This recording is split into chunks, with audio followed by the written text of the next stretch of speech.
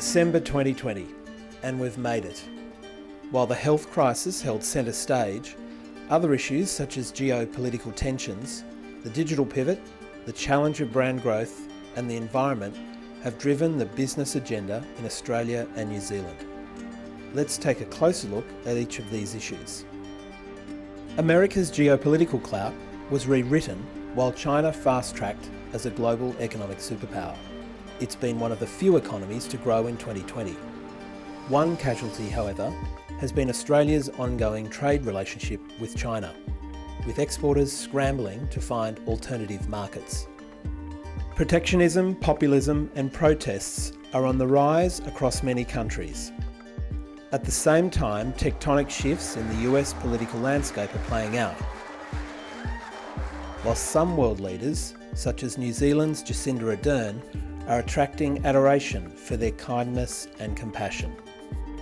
These political tensions sat alongside widespread economic uncertainty and fear through the middle of 2020 and were compounded by increasing social unrest. But what does change mean? Footage of police killing George Floyd, shared on social media, emboldened a grassroots political movement and sparked a global outcry against racism and white supremacy. While in Australia, attention was refocused onto the issue of Aboriginal deaths in custody.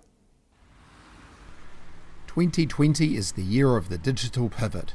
Before COVID, only 20% of us were working from home, now half of us are.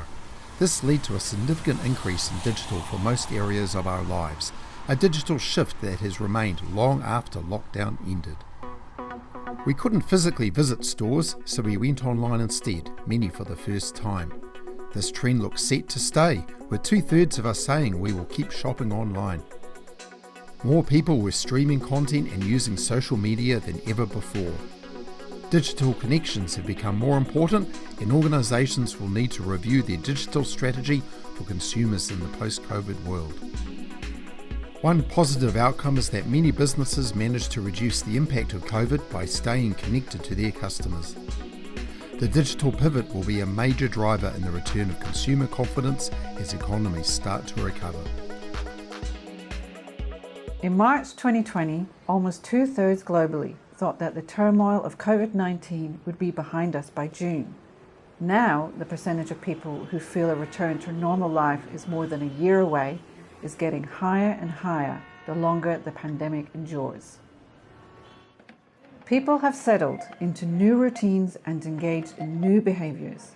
This permission to experiment has resulted in an unprecedented disruption to a brand's loyalty and customer base, requiring a massive rethink on how brands can successfully emerge from the crisis.